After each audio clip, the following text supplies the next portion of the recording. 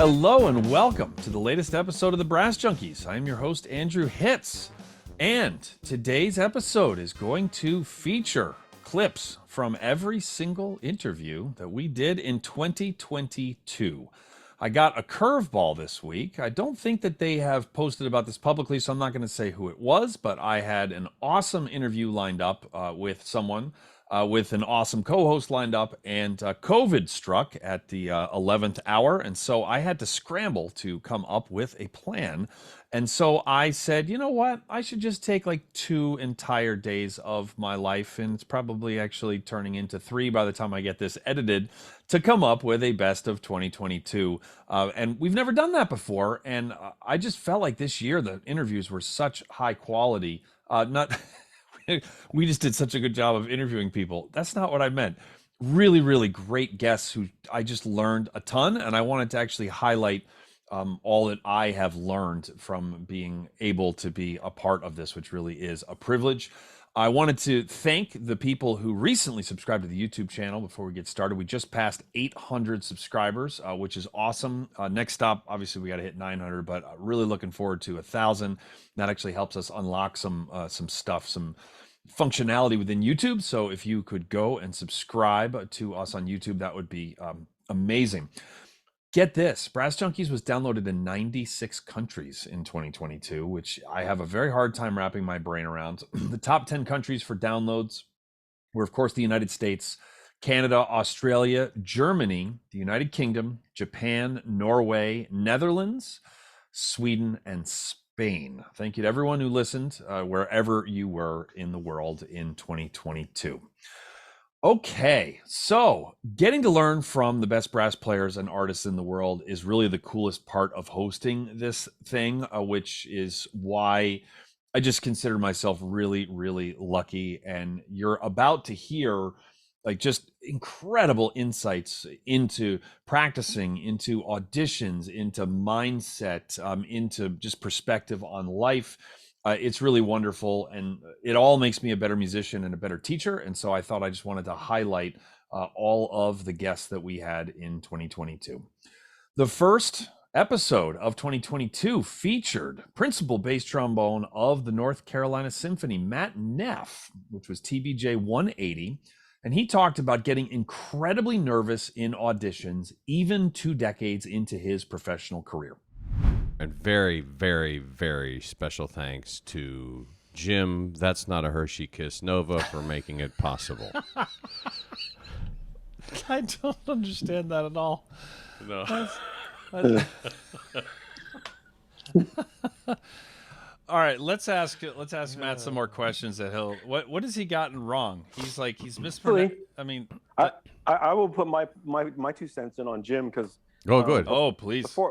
Before I went to, well, there were 3 auditions in a row in the time frame that I won North Carolina. There was Buffalo, Cleveland, and North Carolina.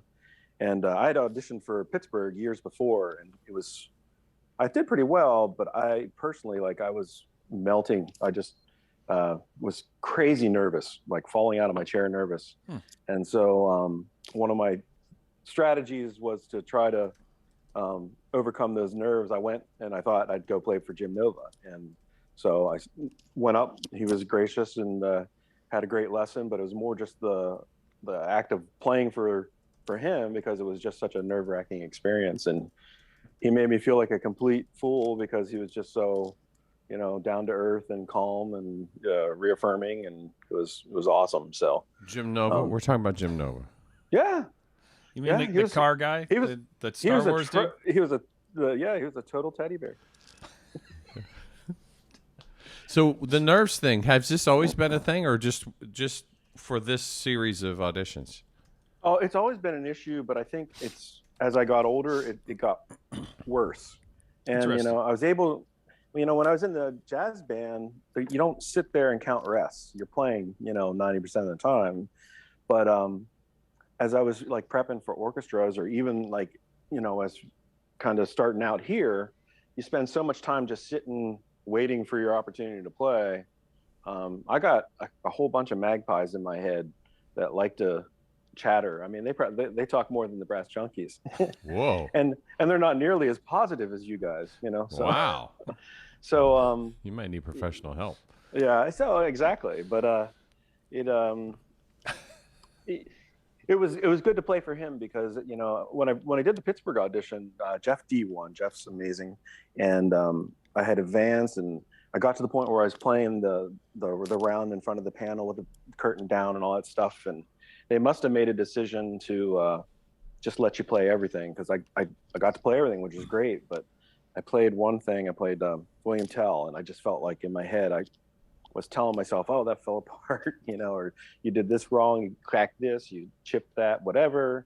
And I mean, I kind of fell apart mentally, you know, but the best part was after that, I was like, oh, I screwed this up.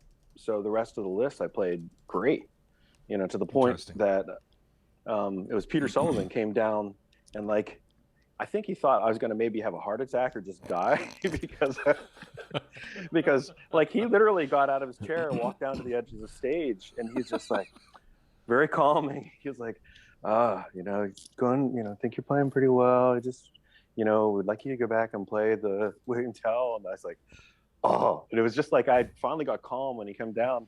And then when he asked me to play William Tell again, I was just like, oh my God, I think I'm dead, you know. But it's never good when someone on the committee is like expressing like genuine human concern for you during the audition. It's like, exactly. It's not the emotion. It's a very sweet emotion. It's very genuine, but that's not what you want to be receiving. First of all, it is incredibly generous of Matt to share this with us. Not enough professionals allow themselves to be vulnerable enough to share about something like nerves. And I love that he shared that after he screwed up William Tell, that he relaxed because he thought the audition was over, and that allowed him to play his best. There's a great lesson for all of us that Matt, over 20 years into his professional career, was being proactive enough that he was traveling to Pittsburgh to have a lesson with Jim Nova. And he won the North Carolina audition shortly after this Pittsburgh audition that we just heard him talk about. So he figured out the nerves thing, which is a wonderful ending to that story. In the next clip, Kevin Newton of Imani Wins talked in TBJ 181 about his mental approach to auditions. I have a very regimented approach to preparing for auditions. So I felt super prepared for the audition walking in. I said to myself, which is something that a fact actually taught me before I went for grad school auditions. You know, she said, you know, say what is it that you want, and now say that you have it. And you approach auditions in that regard, that it's like you don't audition for something, you just do the job. You show up and you do the job, figure out what the job requires, and then you just do that in the audition. So I walked in, you know, I said that to myself, I hyped myself up. I'm like, okay, I'm about to win this job. Like, I'm ready to go play this audition. Let's do it. And then meeting them was a whole other level of comfort that, because they're also cool. Like, it was so chill. You know, I expected it to be like very like buttoned up, and they made fun of me because I showed up in a suit. Actually, the very first thing that was said to me when I showed up for that audition was, Monica goes, "Do you have something to do after this?"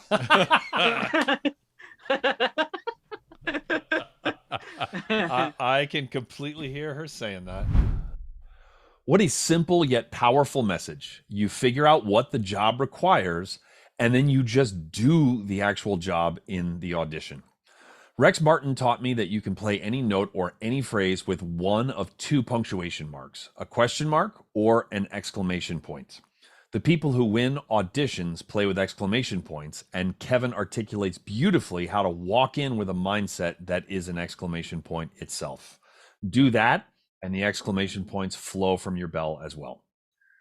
Okay, the next clip is from TBJ 182, featuring Jeff Curnow of the Philadelphia Orchestra. He talked about how Rolf Smedvig set the tone for Empire Brass concerts. Rolf had this idea that we're going to go out and we're going to level this place. And that's what we did. From the first tune through to the end, it was just, we're going to impress people with what we can do. We're going to do something that no one else has ever done. And we're going to just blast them out of their seats. So we were bell front, walk out there on stage. You had to look a certain way, carry your horn a certain way, and boom. When the concert started, people got quiet. And that energy really came from Rolf, because every quintet I was in before, walk out on stage, you kind of huddle in a little arc, and you're kind of in your own little world, and you start with something like, one of those contrapunctus, right? Just because we want to warm up. Yeah. We don't want to slam the audience. And we'd come out with cans on a burger mask and just boom, boom, boom, boom, and just immediately right out of the starting gate. So yeah, there was an energy there, definitely. One of my favorite things about hosting the Brass Junkies is getting to hear insights like what Jeff just shared. Everything in Empire was intentional. How they walked on stage, what they wore, how they held their horns, what they opened with. And on top of all of that, they were, in my opinion, the best brass quintet to ever live from a musical standpoint.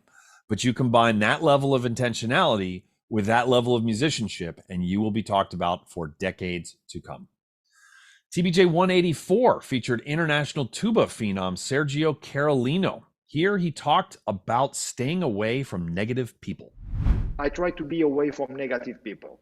And if even colleagues in the orchestra or the colleagues who play music, I say, man, I never work in my life. I love what I do. I don't know what is to work. Of course, I work very hard, many hours of studying, and of course, but that's for me, it's not work, it's my passion. I'm one of the luckiest guys in the world. I do what I love. I wake up to make what I like, what I love.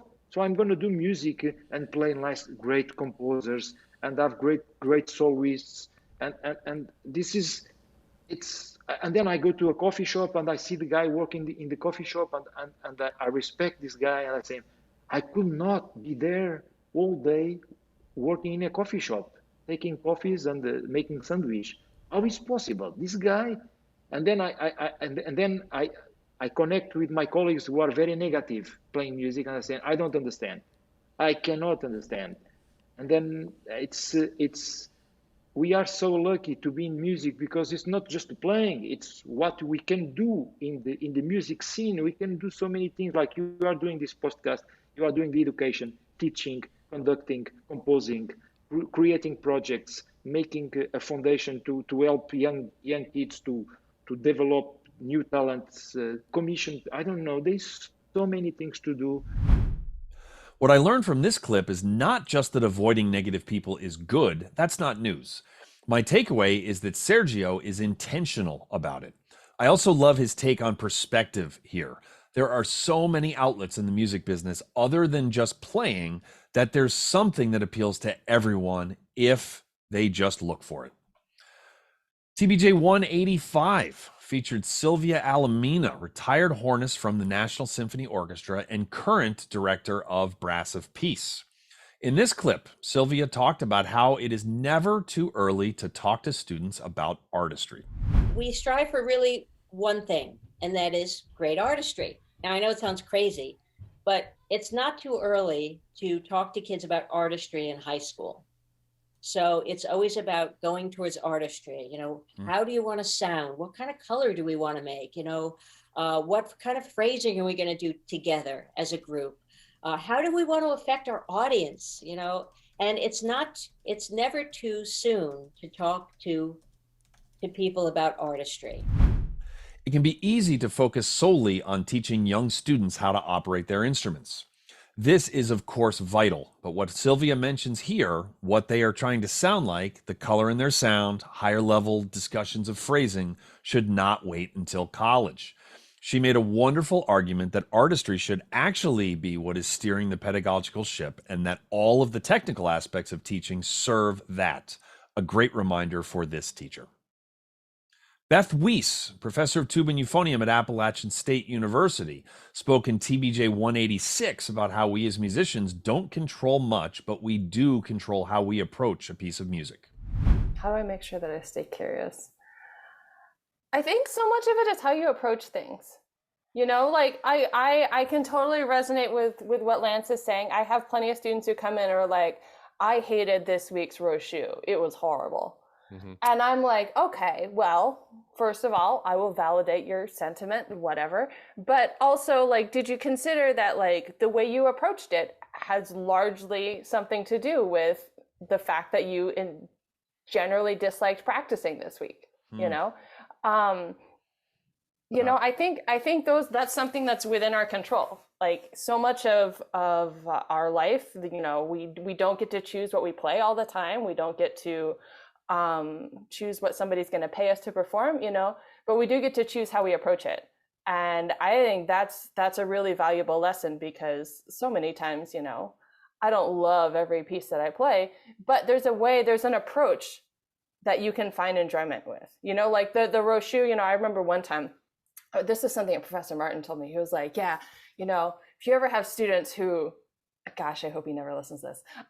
He was like, yeah, you know, if you ever have students who you can't figure out phrasing, you know, he was like, make them write words to a Rochu, right?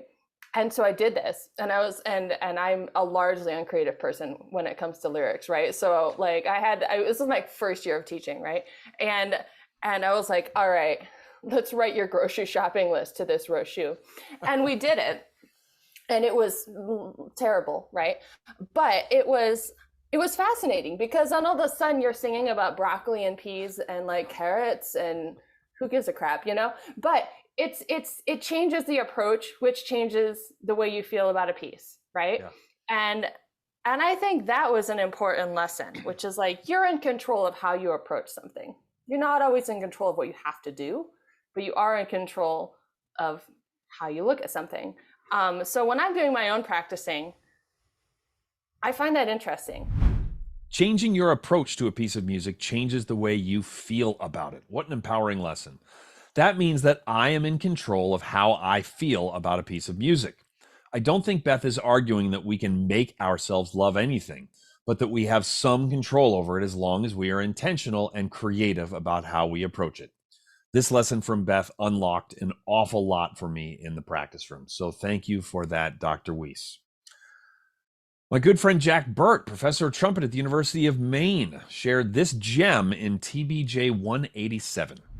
I tell my students whenever they perform that this is just a snapshot. Whether it's they get so bent out of shape about their junior recitals, mus ed majors, right?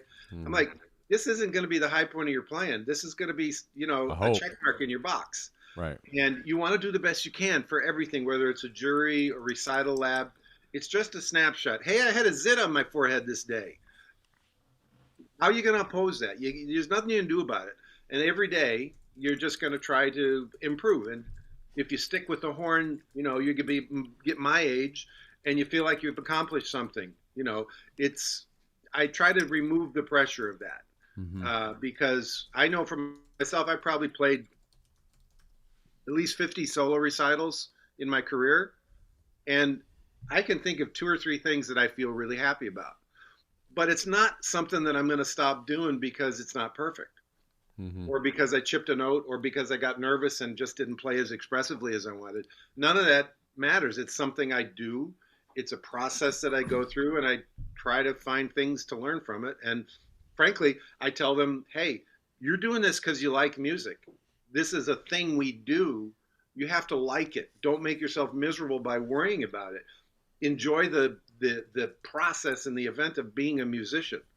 You know, that's why we do these things. It's not to make something perfect that we can show everybody. Look at me. My high C was in tune. The concept of any performance being just a snapshot is so powerful. What do we do if we take a picture of something and it doesn't come out well? We take another picture. Now, of course, snapping a photo is not the same as playing a recital, but we can treat them the same if we choose to. If you view a solo performance or a video you post on your YouTube channel or a presentation for a class as just a snapshot of where you are today, it alleviates a lot of pressure. Joe Dollard made a great case in TBJ188 for strengthening the connection between your singing voice and your playing. And I would say for everybody out there, please just realize that the oral connection to your horn, and by that I mean the connection between your singing voice and your playing, needs to be developed, and you need to work on it a little bit every day. And I know you got a lot to practice. I know you have solos and etudes and your teachers are overwhelming you. in the long run, you will learn everything faster if you make this connection. So go on the ear training site, start with 5 or 10 minutes a day and just do some ear training. Don't think about theory. It's just sounds and buttons. Don't think about intervals. Don't think about keys. Just sing the sounds and try to find the buttons that fit those sounds. No theory.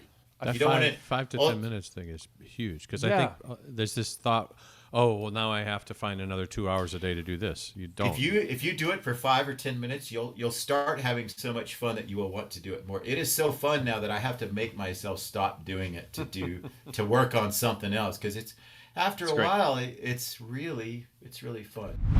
The ear training website Joe referenced in this clip, iwasdoingallright.com, which I will of course throw in the show notes, is incredible. I cannot recommend it any more highly. I was just using it a few minutes ago. But so is the 5 to 10 minutes a day part of this clip. That's also incredible. I can very easily fall into a trap of I'm either going to dedicate 45 minutes a day to fill in the blank, or I won't bother at all because why bother if I'm not all in? Joe nails it. 5 minutes a day will get you momentum.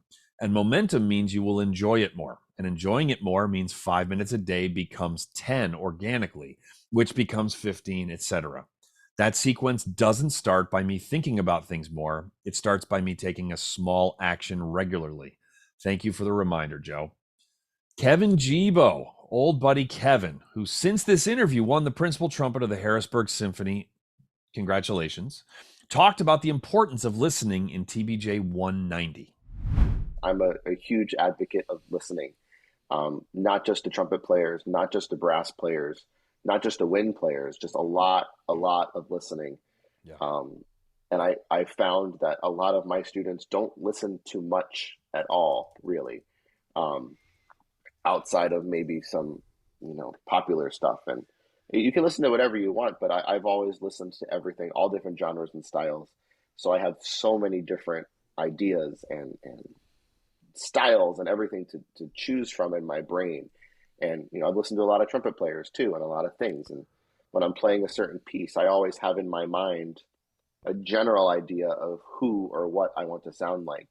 And it's not necessarily copying someone, but it's taking what I like from that and what I like from that, and then putting my own, unique voice and touch into it. And I think the more you have to pull from those things by listening and knowing what's out there and who sounds like what, the more you can do that, because there's more stuff up there to kind of grab from. I love how he credits the listening he's done for him having so many different ideas and styles in his brain to choose from when he is playing. I agree with him that a lot of young musicians don't do much deep listening at all. And so if you do a lot of it across all instruments and genres like Kevin mentions here, you will have an immediate advantage over most of your peers. Steve Lange, second trombone of the Boston Symphony Orchestra, joined us for TBJ 191 and talked about the breakthrough he had after experiencing a real low point early on in his career. The bottom of that was when I went to the Cincinnati audition. It was for principal, and Christian Ganuchenko won that job. But I thought I could go in and play well enough to hopefully advance. I thought, this is the time. This is my time. But the reality, looking back, I couldn't figure out which embouchure to use for Bolero. That's really not a good place to be going into an audition, is to, should I use this on? It really, yeah. So should I shoot this free throw with my right hand or my left hand with the game on the line? Yeah, exactly. So clearly, I didn't advance, but I remember coming back from that, I was absolutely dejected. I was broken, and then I got sick. It's like when you have these expectations that, whatever the expectations are, and then you don't meet them. It's just pure dropout, and that's what I experienced. And I came back, and then I got sick. I got physically sick, and of course I had a lesson with Joe right when I came back, and I have to listen the story to my students. But if I remember walking in kind of moping. I was like a limp noodle. I should just quit. I mean, this is really bad, you know. And it's like, no, he was so supportive, you know. And he was like, listen, let's just get back to having fun playing your instrument. Let's just play a Bordoni. Let's, you know, I'd been attacking excerpts for a few weeks at that point. So I was like, okay, you know, I was sick physically, you know, my brain wasn't engaged, my body wasn't engaged. So I started playing, and I was like, wait a second. This might be the best sound that I've made. Why? And he saw it too. It was like, okay, yeah, you know. And so then it dawned on me that I was trying way too hard, physically and mentally. But if I could just channel that, but keep my body relaxed, maybe. And that was a breakthrough moment for me. First of all, it's a good reminder for us all that a trombone player who has now won auditions for the San Antonio Symphony, St. Louis Symphony, Boston Symphony, and the President's Own Marine Band felt like things were hopeless after not advancing at an audition early in his career. And also that through the kindness of his generous teacher, Joe Alessi, he was able to persevere and have a breakthrough in his playing right after that failed audition. What I learned from this is to not quit right before the breakthrough happens. That applies to taking trombone auditions, but also to hosting a podcast that no one is listening to at the beginning, because no one ever listens to anything at the beginning, or a new teaching studio that has only 2 students because everybody starts with 0, or really anything. All I know is I wouldn't get to hear Steve play at Tanglewood with the Boston Symphony every single summer if he had hung it up after that bad experience with the Cincinnati audition, and I'm awfully glad that he didn't. My Boston Brass tuba brother, William Russell, joined us for TBJ 192, and he shared an intense moment in a lesson with Mike Roylance that really impacted him. I'm glad you said that, though, about, you know, having an opinion, because you just reminded me of a lesson I had with Mike Roylance. I was at New England Conservatory for 1 year between Arizona State and moving to Chicago. Okay. And so I came into a lesson, and I can't remember exactly what we were working on. It's probably one of those like Max Potag French horn, whatever that blue book. Those are great books. Something like that. Yeah. And I just didn't get that book. I just like something wasn't clicking with me. So I was like coming into the lesson, I was just playing it super vanilla. And Mike rightfully got really unhappy with me. And he said, and I'm glad he said this, don't ever come in here again and play without an opinion. Yeah. And that stuck with me. That really stuck with me. And man, that got me thinking. I mean, a lot of people, you know, it's like that'll turn you off if you get like a really stern, you know, rebuke like that in a lesson. It's like, oh no, my teacher doesn't like me. You know, they think I'm not trying. But, you know, deep down I knew he was right. And that I was really just like, not that I wasn't trying or like playing things well or accurately, but just there was nothing to it. You know, there's no soul. You know, there's got to be something, some kind of opinion. Then we can, once there's some kind of opinion, we can fix that. Right? You can't fix no opinion. Never come in here again and play without an opinion. Boom. What a gift that Roylance gave to William that day. Your solo needs an opinion. Your excerpts need an opinion. Your arrangement needs an opinion. Your teaching needs an opinion. Everything needs an opinion. If William simply operated a tuba well in Boston Brass and didn't bring any opinions, then the band would not be nearly as good as it is. And I'm not trying to minimize how important it is for him to play with great time and a great sound and to play in tune, etc. I'm also not trying to minimize how hard it is to do all of that to the level that he does. But he does all of that while having a strong opinion about how his version goes, and that's what makes him, and by extension, the band that he steers the ship for, special. Him sharing that moment in that lesson was a wonderful reminder of what is really important in all of this. I want to take just a second to thank Parker Mouthpieces for providing the hosting for the Brass Junkies. By the way, Parker Mouthpieces just hit 10th anniversary earlier this month. Congratulations, Mike. It's really, really incredible. It really is. Parker Mouthpieces offers fine, customizable component mouthpieces for the last 10 years for horn, trombone, euphonium, and tuba, including the Andrew Hitz Artist Model tuba mouthpiece.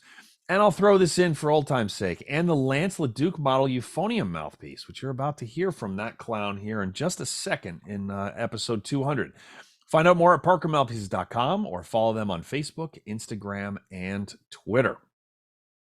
TBJ193, we laughed with principal trumpet of the Metropolitan Opera, Billy Hunter, so much that my sides literally hurt when we were done. But here, this was not one of the funny clips. Here he talked about how he uses his imagination to help him perform at his best. I've had people come up to me, it's like, who get nervous, like literally, like, you know, be on stage, not nervous until that boom, the metal hits the skin, right? And what do you do then? You know, it's like, well, you know, as much as you can in the practice, just use your imagination. For some reason, us adults, the older we get, the less imagination we use, right? So, you know, I'll just use my as much as I can. It's like, right, I'm in a giant, you know, I'm in the Hollywood Bowl, you know, packed, right? You know, it's like, all right, it's like, and then I say to myself, which is part of my meditation practice, intending to perform well 3 times, and then say to myself, performing well, right? And so the concert might not be note perfect, but like your audience enjoy the entire performance is the end goal, right? We all want to have a perfect performance, but like, you know, the end goal is like, did you make any music? Did you like speak or say something to your audience?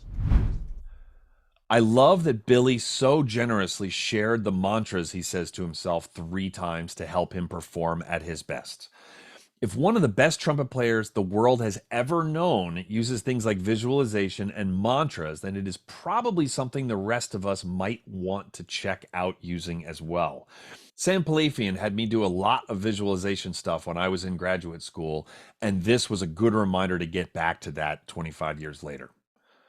In TBJ194, Natalie Mannix, professor of trombone at the University of North Texas, shared some very actionable practicing advice. Well, one of the things you just mentioned was get more done in a shorter amount of time, right? Mm-hmm. So a few years ago, I read an article on the Pomodoro technique, which some musicians have heard of, I'm sure. Mm-hmm. And it's really efficient focus for 25-minute periods of time. And they determined that this is the maximum amount of time where somebody could be really focused on any task. And so I used that in practicing, and it really changed everything about the way I approached practicing, my preparation for recitals, fatigue, everything. I used to think I had to practice in hour-long chunks because somebody told me you have to practice 2 hours or 3 hours or 4 hours, you know? And so I'm like, okay, 1 hour here, 1 hour here, 1 hour here. And I ended up getting so injured I had to have lip surgery when I was in grad school. Yeah. So I knew there was probably a better way. And this 25-minute chunk of time, I even have an app that I sometimes start. It's called Be Focused.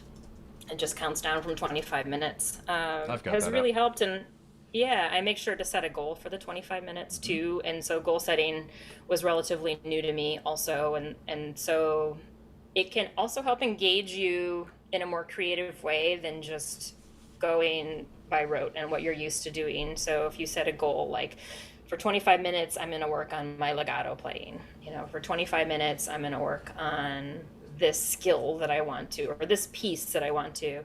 It goes so fast that you don't want to waste any minutes, right? And you really want to focus and get as much as you can out of that 25 minutes. And for me, with a busy life, with work-life balance and a family, 25 minutes is much less daunting than trying to fit an hour in. And so I know that I can get 25 minutes between cooking dinner and, you know, putting my daughter to bed, for example. And so I'm more likely to practice more. Whereas if I had an hour, I would just give up. You know, I just can't do it. I guess I won't get to it tonight. And I tell my students that all the time too. If you think in smaller chunks, you're more likely to fit that time in during your day. And it doesn't seem like if you have no motivation, a whole hour seems like really depressing to think about, right? But 25 minutes, you can do anything for 25 minutes. That's not a huge deal. And so it's less just mentally challenging to get up there and start practicing in your practice room. But so that's really helped me. And I think that would be one of my top practice tips. What you just heard is a great teacher. Love how she not only shared the tool, the Pomodoro timer, but also how she utilized it and what problems it helped her solve. Simply using a timer has helped her find more times throughout the day to practice, made her more focused, and helped her to be more motivated. I've used one myself to much the same effect. Highly recommended. Tubist Jasmine Pigott joined us for TBJ 195 and shared a story about overcoming a less than encouraging teacher early in her career and how she went about learning to improvise. So I've just been trying to improvise a lot more on my own, just because I hadn't really been exposed to that. I tried to join jazz band in middle school, and then like the teacher gave me an ultimatum. He was like, oh, okay, if you get to like a level 4 in NYSSMA, like I'll let you do jazz band. And I got to level 4 and I'm like, I did it. Can I be in jazz band? He's like, no, you play the tuba. And I'm like, oh.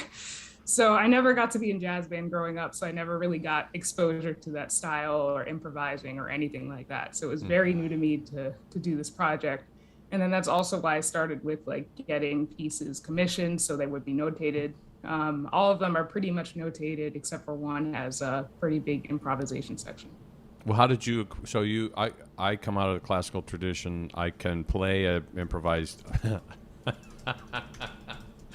I can play a jazz solo that appears to be improvised if you write it out for me. So how did you tackle the notion of I have this improvised solo that I have to play?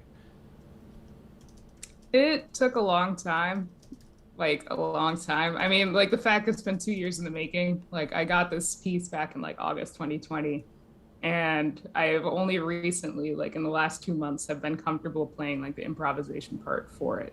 And it was just a lot of trial and error, but I would keep avoiding it because I was like, oh, I don't sound good on this, so let me just not play this piece for a while. Mm-hmm.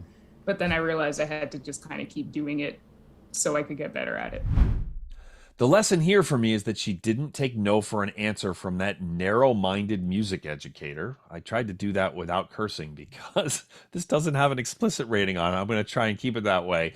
When she so easily could have taken no for an answer for the rest of her career, but luckily she didn't. She then taught herself how to improvise and didn't wait to get permission from anyone else. The other thing I loved about this clip is her honesty about how long it took her to learn how to do it. Especially when I was younger, when I heard an incredible player like Jasmine, I wouldn't assume there was this long and drawn-out struggle to get that good. It can be easy to just think subconsciously that someone like her could always do whatever it is that they are great at now. But she had to work her tail off to be able to learn how to do that. And it's very generous of her to share that. That option is available to absolutely any of us, which is why it was so generous of her to share that. So thank you very much. Bass trombonist Christopher Davis blew my mind in TBJ 196 with this clip, the mindset that he brings to subbing with orchestras around the world. My mantra is when I step into an orchestra, the first time you play it, you might not be exactly on pitch or with the ensemble, or you might not be the exact same note length. You know, you might not be quite gelling the first time through, but the second time around, you have to pretty much be there, you know, and I think it's a respect thing. And, you know, just trying to be prepared and be flexible. And then lastly,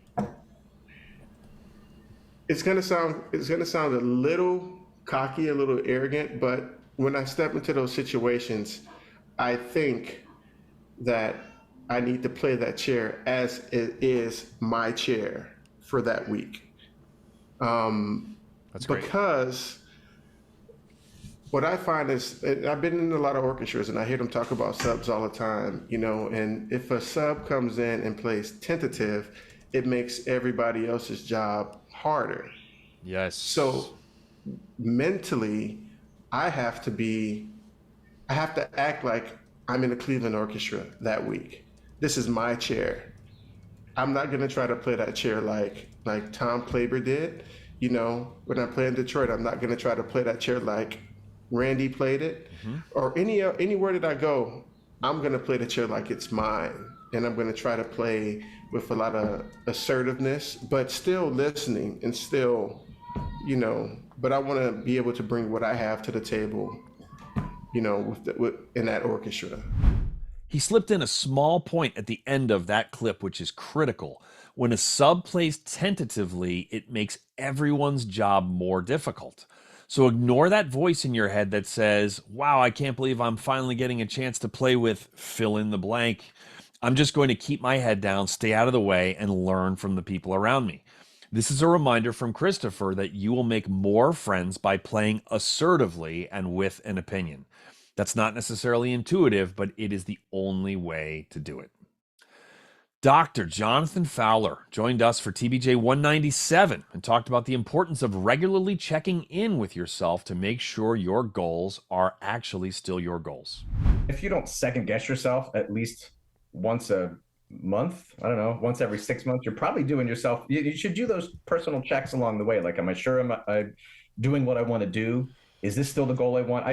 Like I said, I spent 10 years in a row in school pursuing 3 performance degrees. I mean, you think there wasn't a point in that where I wasn't like, what am I doing? Like, there's no, all right, you got your doctorate, here's the job, and here's, you know, a mortgage, and like, you still kind of have to work all, I don't know why I said a mortgage and a job, like they're both good things. Usually one before the other, but you know how there's somewhere you want to be. You don't really know what that looks like, or the thing you think it looks like at the end that you're trying to get to. If it's a straight line through there, you either did something really well, or maybe you didn't look high enough or something like that. So this is a reminder to me that second guessing myself is healthy when done intentionally, like he describes it here. Just because I had a goal 2 years ago doesn't mean it is necessarily still my goal. And if it's not, am I spending my time as if it still is? If so, that needs to get fixed quickly, or I am going to become unhappy very fast. And the last thing he shared about the straight line is absolute gold. The vast majority of people, even of successful people, haven't had a straight line to where they are today. And rather than wishing you had more of a straight line path in your career, realize, as Jonathan mentions, that there's a good chance that someone who has had a straight path didn't aim high enough in the first place, which ironically could have been prevented by regularly checking in on their goals, like Jonathan suggested in the beginning of the clip. Good lessons. In TBJ 198, recently retired principal trumpet of the United States Army Brass Quintet, Terry Bingham, mentioned his ability to morph to match any style or any musician, and credits listening to lots of different music. Well, you made a great point there, too, about the ears. So, I went through this chop thing in college, and I recognized early on that a lot of people played the horn better than me. A lot of people. And to this day, a lot of folks can technically play the instrument. But I maybe did have something special with my ears, and that ability to morph, especially coming into town as a second trumpet player. I could morph into their sound and style instantly. And some of that was growing up in the church and being around music from a young age, and hearing voices and chamber singing and and sort of applying that to the trumpet. I've never been a huge fan of trumpet players. I'm a big fan of musicians. And so I would, talking about the younger folks, go to the flute master class. You know enough about trumpet. Yes. Jesus, what do you think? You're going to learn how to play double high C today? Don't be stupid. Go listen to a violinist or go listen to a vocalist or whatever. It's one of the keys to my success over the years. Had very little to be trumpet-wise, but man, I got oboe player votes. I got violist votes because I came in there and played music from note one rather than just trying to impress the one brass player that I might get a vote if I played that high C louder. I love that he implores students to go to master classes of people who play different instruments than they do. This is sadly really rare in my experience in college. And I love how he ties it together at the end by saying that he got votes from musicians who weren't brass players on his Army Band committee because he was primarily playing music that happened to be coming out of a trumpet. Thank you, Terry, for the reminder that the music always has to come first. TBJ 200, Lance LeDuc's final episode. And this clip was towards the very end of that episode.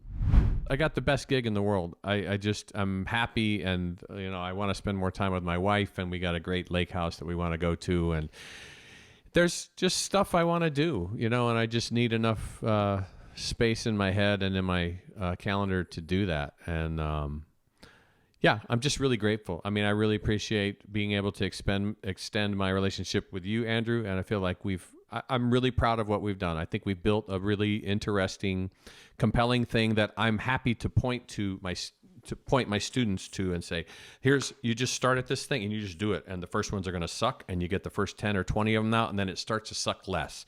And it starts to take on a head of steam, and it has its own kind of trajectory. And then you keep going until it finds an audience. And now here we are, 500,000 listeners later, there is an audience for what we're doing, which means there's an audience for what anybody wants to do. And it might not be that number, but if you believe in it and you genuinely invest time and effort into it, and you put it on a regular enough basis, and you make it easy for people to find it, and the people who like it, you reward them by giving them more of it, or by, offering ways to look behind the curtain. It could be if it can be this, it can be anything. Yep. I tell friends who aren't musicians, who don't know anything, that it comes up in the 9th conversation with them that, oh, by the way, I also have this podcast. And they're like, what? And then I tell them about it, and they're like, what? And then I tell them we've had 500,000 listeners, and they're like, I don't know how to, they're like normal people. They don't know how to process this. So if we can do this, then anybody can do anything. Because it's just we were too stupid to quit. We were too stupid to quit. That really does sum it up. The first episodes are not great. Great guests, but we had no idea what the hell we were doing.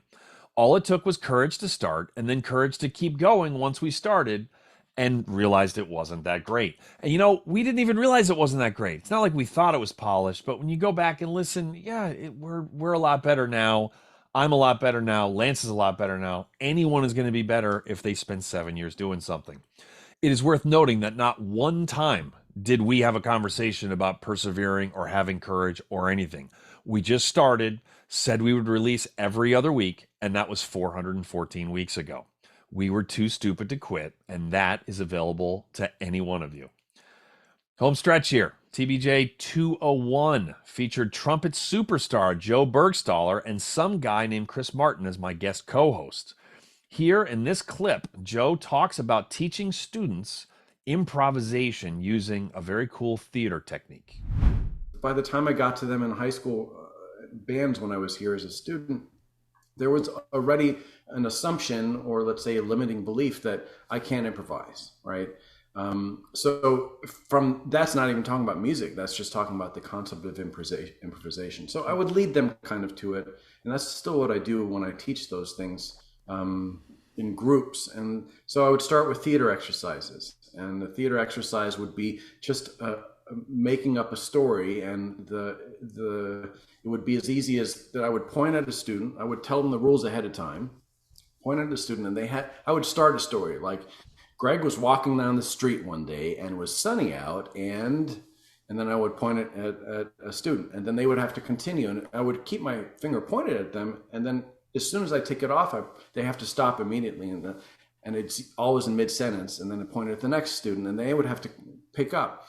And sometimes they would keep rolling with the previous student's idea, and sometimes they would go a hard left or a hard right, and then they'd have to adjust, and they got into a rhythm, and they, without me stating it, they were starting to understand that, they're improvising and they're going back and forth.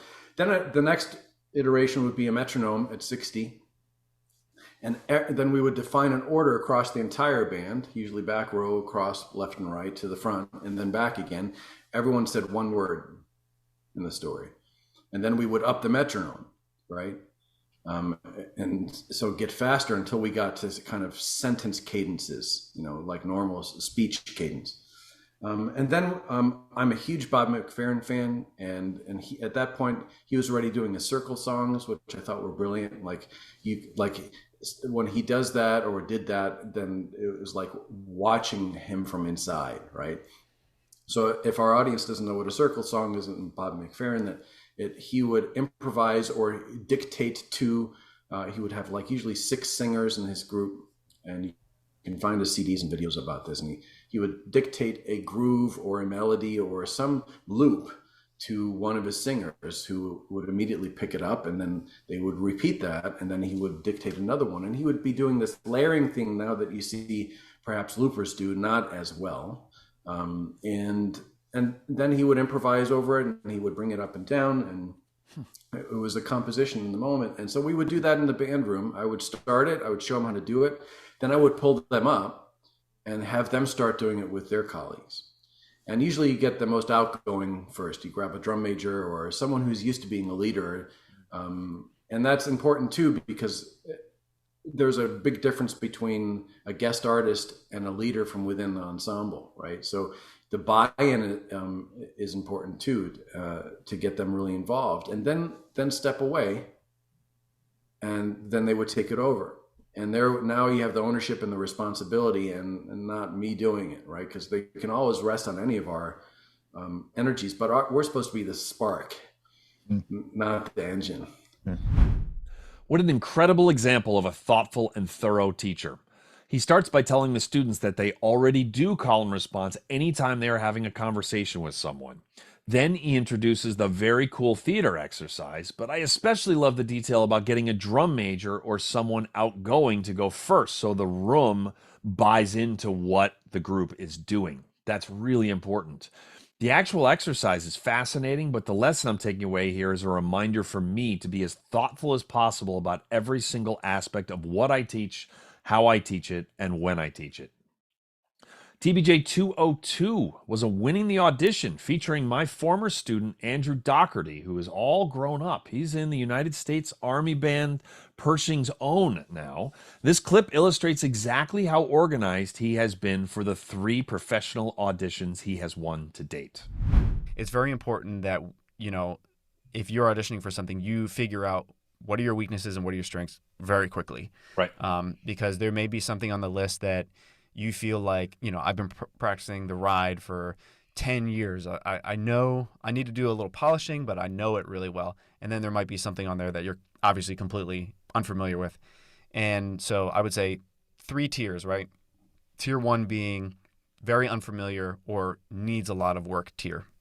Okay. And I try to spend roughly 50% of my time in that area in tier 1. Okay. Tier 2 is like, I know it pretty well. Maybe I haven't touched it in a little while, but I think I could, needs a little bit of polishing, needs a little bit of work. Tier 2. Tier 3 is things I know very, very well. So when West Point came up, there was the tape round. They wanted the whole Penderecki, and I was not familiar with. I mean, I was familiar with it, but I had never worked it up, and so that was, huge tier 1 item for me. Was like even when that came out, I was like, I don't even know if I can play this. Okay, here we go. But that was something you want to spend the majority of time on that. And then the next thing I do, and I started doing this when I took the Army Band audition. Is, I don't even know if you can see this, but I have these, like basically a piece of paper with tons of X's. Oh. And I have every aspect of my routine, and then I have every piece that's on a list. And what I'll do is like day by day say, all right, today I'm comfortable not touching, the Meistersinger. Wow. I'm comfortable not touching Stars and Stripes, but that means that I need to, just track. And you can see there's definitely, there's things that there's an X almost every day, and there's also days off, and we'll talk about that. Okay. But there's pretty much like, the solo, every single day there's an X because I was not familiar with it and I was not it was definitely my weakest thing. I love all of it. The charts, the tiers, the self-awareness. My takeaway from this clip is that self-awareness is the key to developing anything, whether that's things on the horn, like winning an audition, or learning to sight read, or things off the horn, like learning to edit video or a new swim stroke. The moment an audition list is announced, Andrew is crystal clear on what he can do and what he can't do on that list, and immediately starts executing a plan. There's a great lesson in there for his former teacher. TBJ 203. I was joined by 6 different friends for the annual Give Thanks episode around Thanksgiving time. There were lots of clips to choose from, but this one from Bruce Faskey really stuck with me. Not long after COVID started, I lost my dad, and I was thankful to have 40 years with him. And in the aftermath of that, still being on lockdown afterwards and sort of having a lot of time with my thoughts, things got pretty dark after. And in a strange way, it absolutely forced me to reevaluate what's important. And this academic journey, on a tenure track it can be absolutely brutal. It can make you second guess everything about what made you want to be a musician in the first place. And it forced me to sort of take stock and recognize that, every day is a gift and I need to enjoy everything now because today is the only thing that I know that I have. And so it sort of forced me to revamp just day-to-day life, like take time every day for some meditation and just some time alone, quiet time. We work in this aural field where everything is about noise, everything is about sound. And it's made me reevaluate and want to make the most and the best of whatever time that I'm given. And it's nice to slow down and to be able to slow down a little bit. Yeah. And I'm actually find that I'm more productive and better off just by cutting out some of the noise and the meditation every day, just taking, and I'm not lighting incense or anything like that. That's not for me, but I do just like to take some time and just start my day out, petting the basset hound and sitting and thinking about all the things that I'm thankful for. And if it had not been for that bad experience of losing him, I don't know if I would have actually stopped to, take the time to do that. And so, in a roundabout way, I'm very, very thankful for that. It's made all the difference in the world in this last year, especially coming back into normal life again. I find that I have more energy than I did when everything shut down. What a heartbreaking story, but what a beautiful message. All we have is today is always a great reminder for me. But he also shares that he's been taking regular steps like meditating to help foster that feeling. Again, what a beautiful message to take into 2023, that proactively taking regular steps can help foster a sense of calm. I needed that reminder.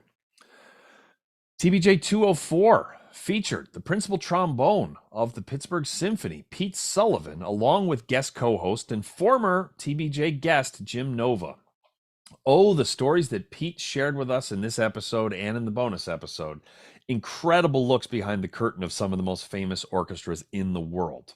Here's a story about the legendary Charles Dutoit messing with his head in Pete's first year as principal trombone of the Montreal Symphony Orchestra. Well, you got to tell the Dutoit story about Bolero. That's like awesome. That's our segue back in. So yeah, I've heard this tease, but I do not know this story, so I'm looking forward to it. If you want to know why a principal trombone player gets paid more than anyone else in the section, it's stuff like this, Yeah. Well, I mean, that's getting principal trombonists. Yeah. Pain in the ass. Let's just cut to the chase. But I when I first started playing so that transition period, we were at a rehearsal in the church. And I was just doodling around, and he was up there. He spent a lot of his breaks kind of looking at his score. And then all of a sudden he looks up at me, and he's in French, of course. Says, "Hey, my friend." And I said, "Yeah." He says, "How's your bolero?" Like, aggressively, "How's your bolero?" Oh, it sucks. I mean, what are you going to say to that? Like, what are you going to say to that? Not my best excerpt, sir. Because not quite ready yet. Because What? See, the following season brochure had come out by then, and there was no bolero on it. It's my first year, and I was like, okay, no bolero, great. Okay, I may survive. Yeah. And I said, I guess it's pretty good. And I played a few notes, just goofing around. And he said, it better be. He said this literally. He said, it better be, because we're playing it in October. So this was like a side concert that was not in the brochure, right? So he says, it better be, because we're playing it in October. I said, oh, great. What my merry way. But the worst thing is that was probably July. And every time he saw me, I just pretty well every time, walk by the hall, he'd say, my friend, how's your bolero? Gee whiz. I know. I remember we were at there was an audition in September or something, and he came in for the finals, and we're all sitting there. First thing he does, it was a clarinet audition. First thing he does, he comes and slaps me on the back and says, so my friend, how's your bolero? In front of all my colleagues. It's like psychological warfare. I know. It was like, well, those are not pleasant months. But so did you shove it up his ass in October? Well, so showtime comes, and it's one of these deals. It's one rehearsal and the show. It's one of these fundraising things in the hall. It was, full audience and all that. It was solos with Sarah Chang just when she was starting out. And it had a bunch of there was 3 movements from the planets, and there was, there's just like a million notes. And then of course the bolero's at the end, right? It's always at the end. And so, There it goes. Yeah. And so we get to the end of the rehearsal, and he looks, I remember this. I don't remember everything, but I remember this. Looks at his watch, says, okay, we got enough time for the bolero, which the orchestra had played a million times, I mean, I've sat on second for the bolero a million times.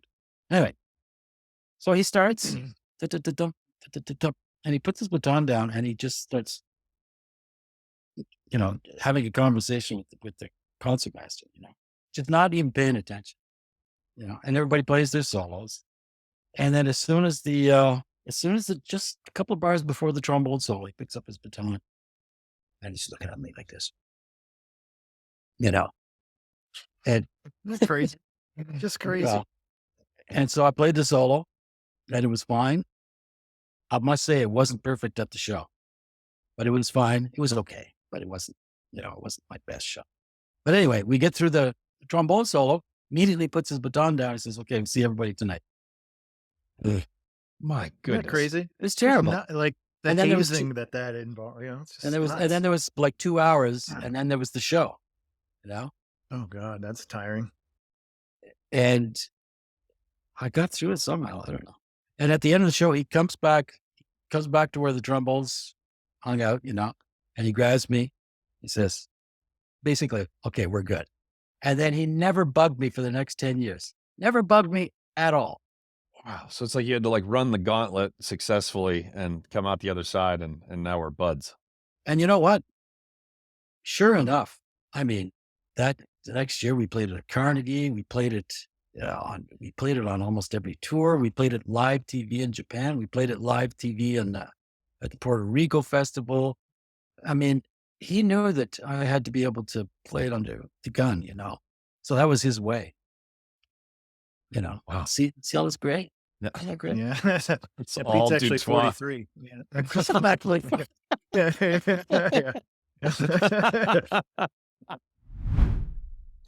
Unbelievable stuff. As a kid, I owned many Montreal du Toi recordings and never had any inkling that this level of human drama was behind what I was hearing. It's pretty disappointing, actually. But what a textbook example of worrying about what you can control and not worrying about all the rest of it. Pete simply put his head down, played his ass off, and didn't let this clown ruin his experience with this world-class orchestra. Boy, is there a lesson in there for this podcast host. Speaking of Jim Nova, the Mary Papert School of Music at Duquesne University is an incredible school of music, and they have set up a page just for Brass Junkies listeners to learn more about pursuing a degree at the Mary Papert School of Music. You can click on the link in the show notes. Jim Nova made a video. It's a wonderful school with world-class faculty. Pittsburgh is an amazing city. There's a lot going on there, and it's just a great place. I have done multiple master classes there. It's always wonderful. So please check the show notes for the page specifically for Brass Junkies listeners to check out the Mary Papert School of Music. Thank you, Jim Nova and James Gourlay and everyone else on the faculty there for your support of the Brass Junkies. And the final episode of 2022 was a somber one, but also a celebration. 6 tuba players joined me to honor their teacher and mentor, Floyd Cooley, the former principal tuba of the San Francisco Symphony, who passed away in November. I found this clip from Kevin Harrison of Axiom Brass to be quite powerful. I mean, Floyd was a tremendous impact on my career, you know, going from, like I said, studying recordings and listening to those recordings incessantly, to actually meeting the man and transferring all of those things that I heard into techniques to actually do that and to sound like that. Newsflash, I don't sound like that, but I have the tools to, you know, to make myself my own musician. Floyd and I had some ups and downs in our personal relationship. I was going through a lot of things in my life, a lot of changes in my life that were difficult. Pete may remember some of that. But I know now that I was a very difficult person to work when I was a student. And so we had our challenges, but you know what? Floyd never quit on me. He was always there for me when I needed to, even when I went through some of the roughest challenges of my life. And yeah, I'm forever grateful for that. Yeah, I'd say. Floyd never quit on me. That is so powerful, and what teaching is all about. This is a great reminder that behind even the players at the very top of the brass profession, like the ones that I have the privilege of interviewing for this show, they are all just human beings. And so many of us can point to teachers who helped us out in some of the valleys, professionally and personally. I never met Floyd, but I kind of felt like I got to after sharing that hour with those 6 gentlemen. Anyways, thank you very much for being on this journey with me in 2022. I'm excited for what 2023 has in store for the Brass Junkies. There's actually a really big announcement that's coming in about a month. I can't tell you what it is yet, but that is coming in just a couple of episodes. Thank you to everyone for listening, subscribing, leaving a rating and a review, all of that stuff. You are all the best. I appreciate you very much. And that is going to do it for another episode of the Brass Junkies.